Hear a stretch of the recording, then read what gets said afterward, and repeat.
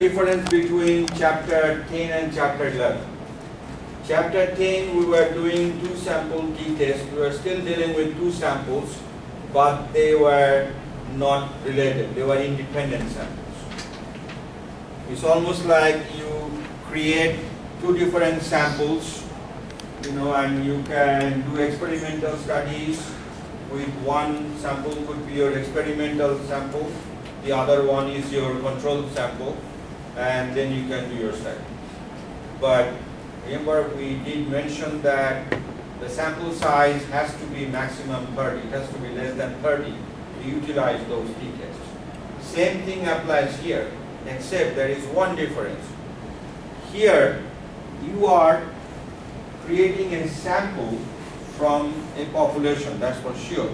But you are creating only one sample, not two. What you are doing is, you are creating one sample and then you are deciding that, okay, if I have a sample of let's say 10 people, then you are going to provide some kind of treatment or counseling to those 10 people for something, some kind of problem they have.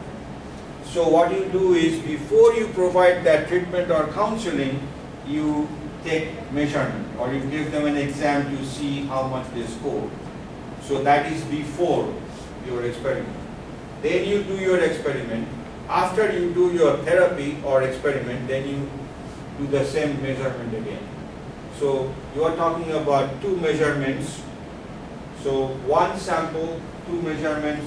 One measurement is before the treatment or counseling. The other one is after the treatment or counseling.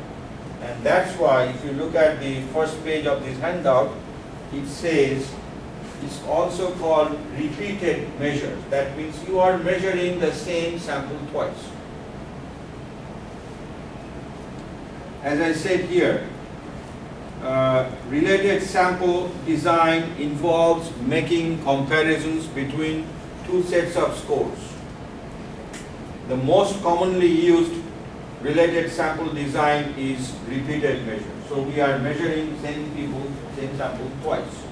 One is before the therapy or experiment. The second time is after the therapy or experiment. So this design is also called within subjects design. That is, the scores from the same subjects group or sample, they are compared. So what we do is, we have, let's say we have subjects.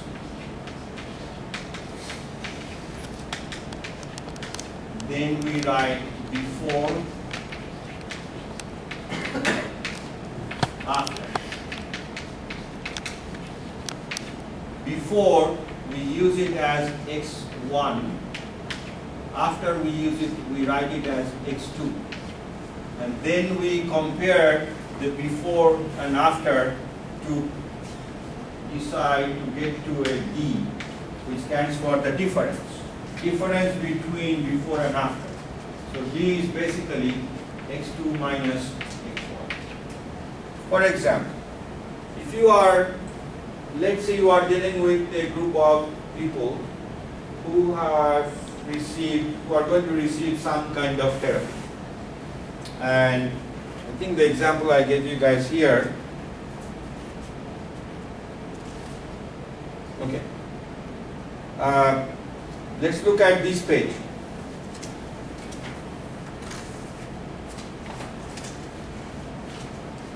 If you look at this page, so I'm just saying that from a population of 50 subjects, we randomly selected a sample of 5 subjects. All these people, they are suffering from anxiety. So the idea is, we select a sample from these 50 people, and then these 5 people, this sample, we are going to provide them some kind of therapy so that they can reduce their anxiety. So what we did, we took some measurement, how they performed, what is their level of anxiety before the therapy. That's what this before stands for. then the therapy was offered to them. After it was done, then the measurement, same measurement was done again, taken again, and that is the after one. So you can ask the question, so if we are taking this course before the therapy and after the therapy, then what was the effect of the therapy on these people? And that's where we look at the difference between these values. And that difference is written as D, which stands for x2 minus x1. Because idealistically, what's happening?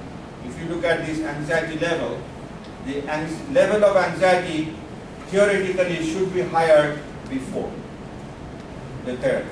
After the therapy, theoretically speaking, it should be lower. So this is the second time. So if you think that D stands for after minus before. Okay. So going back to the first page again.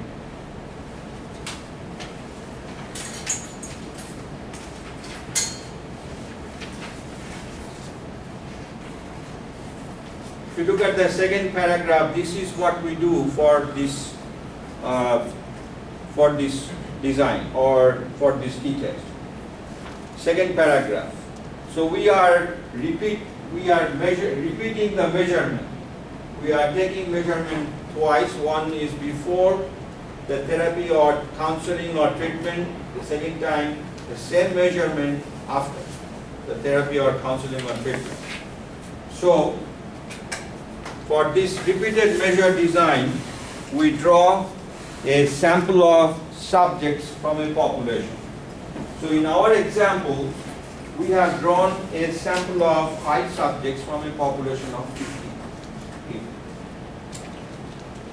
Measure each subject twice. That's what is done in this example on some issue. Third, determine the difference between the scores for each subject. So we are going to work on the difference between the measurement for each subject, and then we need to calculate the mean of difference, and we need to record that. And if you look at the other pages in your handout, you have these underlines and things which are important to comprehend.